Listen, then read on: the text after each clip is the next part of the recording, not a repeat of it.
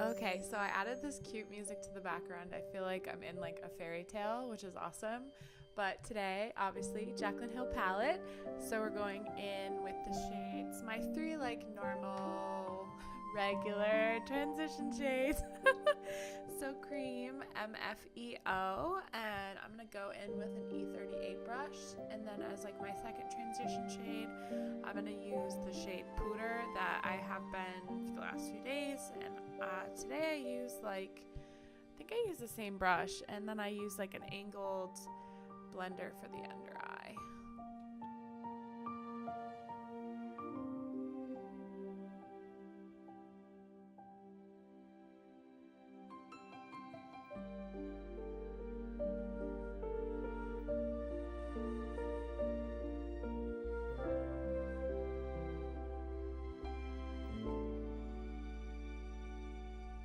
Okay, yes, so this is the point where I took that angled blender and I used those two first transition shades, Silk Cream and MFEO, and I just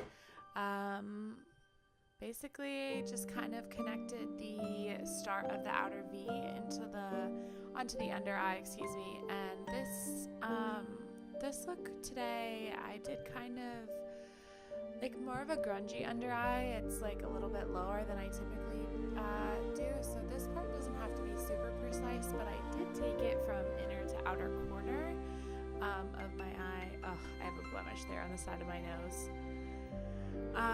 Next brush is I believe an E40, and that's what I went in with Pooter with to kind of deepen up the crease. That's like my second transition shade that I used. Slightly lower than the first transition, just to kind of deepen up the crease and the start of the outer V.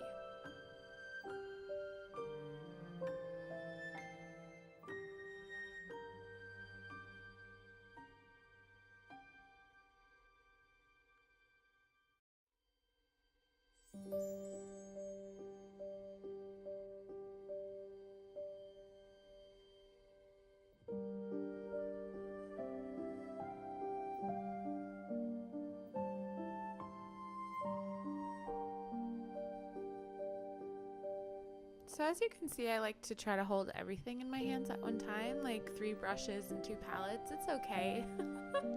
So the next brush, I believe I just went back in with the E38. That's the only brush that I have that has a silver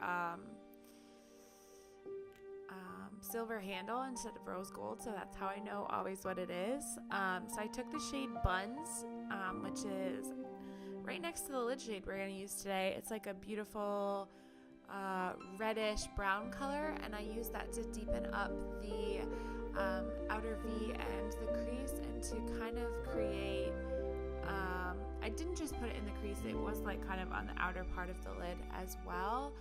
And I just kind of went back and forth and blended each eye, and then went back again with that angled blender, and just kind of blended everything out. I didn't want anything to be too harsh.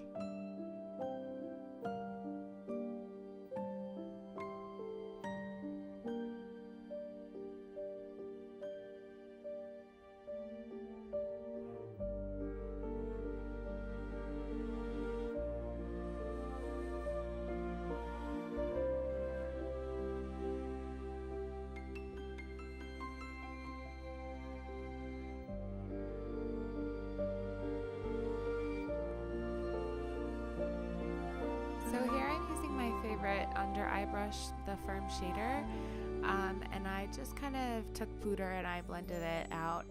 Lid color time. So this is such a beautiful color, and when I was filming this, I literally could not figure out like how to describe this color. I was like, oh, it's like a rose gold, but not rose gold. I don't know. It's a cranberry color. So this is called Cran Apple, and I just took a Wet n Wild brush. I think this might even be technically like a concealer brush. I'm not sure, or maybe it's like a Packer eyeshadow brush. And I just put that on the lid.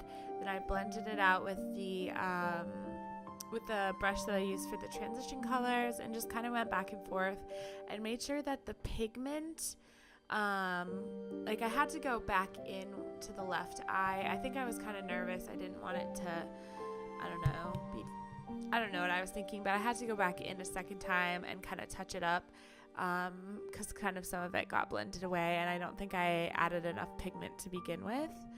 So I just went back and forth with that lid color and the transition and blended, and I just used whatever brush I had, I guess. Oh man. But yeah, so I just kind of blended it out and tried to make it look as even as possible.